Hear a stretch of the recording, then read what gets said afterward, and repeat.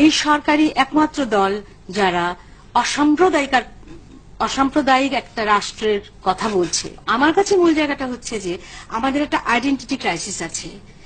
আমাদের দেশ বাংলাদেশ, এখানে বিভিন্ন ধর্মের লোক বাস করে, কিন্তু আমরা এই দেশে শুধু আদিবাসীরা আদিবাসী, কিন্তু বাংলাদেশী, এবং বাকি সবাই কিন্তু আমরা বাঙালি। তো বাঙালি যারা ঈদের 2 দিন পরে হরতাল ডেকেছে তারা পরিচিত ধর্মীয় সংগঠন হিসাবে আমি বলছি যে আমাদের এই যে পরিষ্কার একটা আমাদের যে জায়গা, একটা রেখা আছে যে আমি আমার ধর্মের চর্চা, ধর্মের কাজ সেভাবে করব, এবং আমার একটা কমন পরিচয় থাকবে।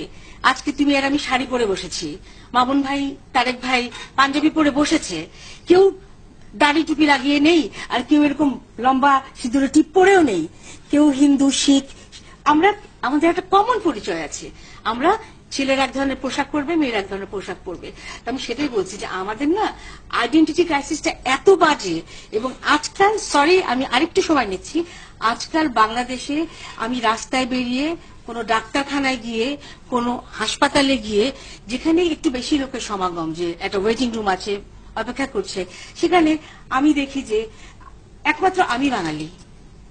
আমি শাড়ি পরে গেছি এবং আমার মাথায় ঘুমটা নাই, কিন্তু আজকাল যে এইটুক মুখ বের করে রাখছে, এতে তারা, আর যাই হোক, তারা বাঙালি নয়।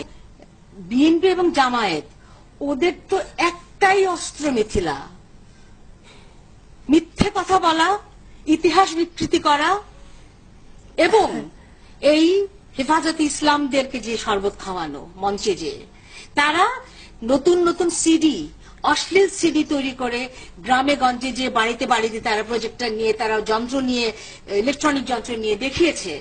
তারা বর্তমান সরকারের, বা আমরা যারা বর্তমান সরকারের সাথে আমাদের কিছুটা হলেও সমর্থন তো অবশ্যই আছে, কারণ তারা মূল বিষয়ে একমত আমাদের সঙ্গে। তারা অসাম্প্রদায়িক এবং তারা যুদ্ধাপরাধীদের বিচার করবে। এক্ষেত্রে আমি অবশ্যই স্বীকার করব, আমার কোনো ভয় নেই যে আমি সমর্থন করি এই দলকে।